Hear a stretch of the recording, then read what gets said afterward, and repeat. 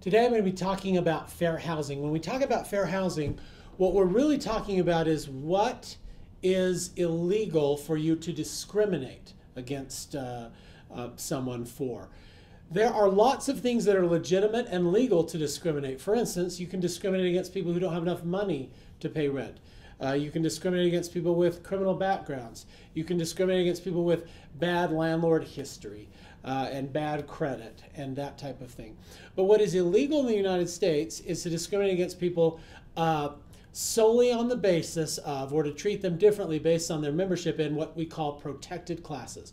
So I've got up here on the board 3 columns of protected classes. The first and the easiest are the federal protected classes. The federal government, starting in 1968, passed these 7 protected classes: race and color. Can't treat anybody differently because of their race or color. Sex, we often think of that as gender. You can't deny women and only allow men. You can't allow men and deny women, that kind of thing. You have to be gender neutral. A great example of gender neutrality is sometimes people call us and they say, "Paul, help, I've got a mother and a father that want to move into a 2-bedroom and they have opposite sex teenagers. And I feel really uncomfortable having a female boy or female and a boy share bedrooms." Well, guess what? It's none of your business. It's something you can't even factor in. So just ignore gender and sex in your decision making, if you will. Okay, the next one is religion. You can't treat people any differently because of their membership in a religious group, their religious practices, anything like that.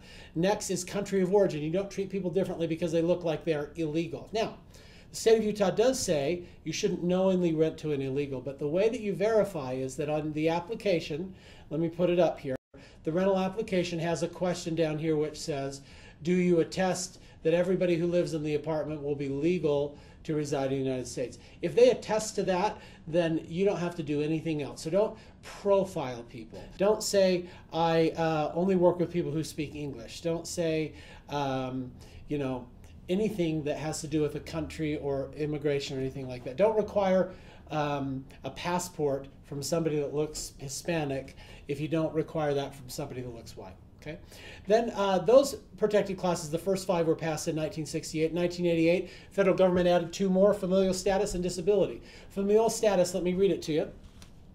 The definition of familial status under federal law is households containing 1 or more people under the age of 18 who live with a parent or guardian, pregnant women, foster families, people in the process of adopting a child under the age of 18, households in the process of acquiring legal custody of a child under the age of 18. So the key here is 18. If there is somebody under the age of 18 in the house, they are protected as familial status. You can't treat them differently. You can't steer them. You can't say, for instance, families can only live in this building, or we only allow families on the bottom floor. You have to treat them the same. They have to follow the same rules as anybody else. You can do the same background checks. Like, for instance, were they loud at their last place? If they were, you don't have to put them on an upstairs, but you can't just assume by nature of them having children that they'll be loud or treat them any differently. The last federal protected class is disability. Let me read that.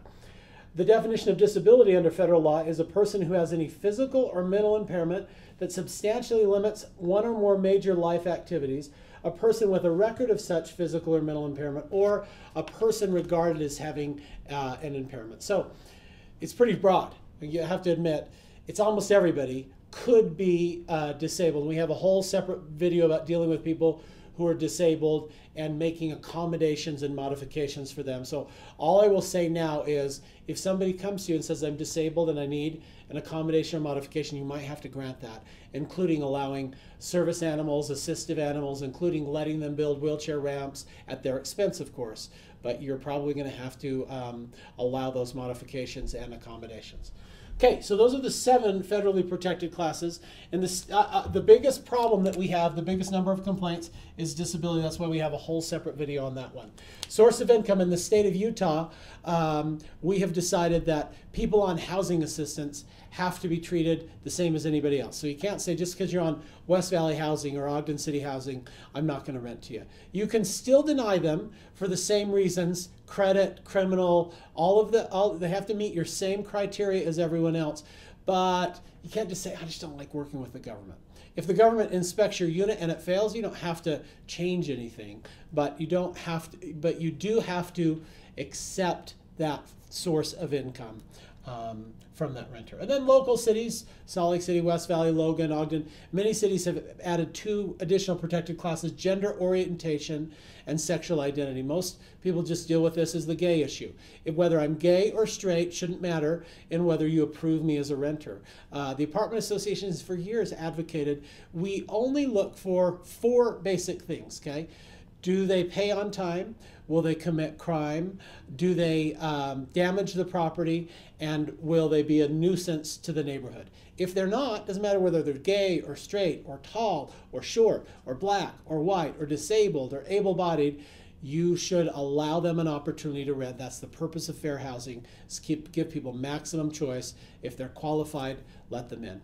If you have any questions about fair housing, you can call HUD in Utah. Michelle Hutchins is the contact. You can call the Apartment Association, get her number. Oh, here it is on the bottom of the screen. And if you have any other questions, let us know. Thanks. Goodbye.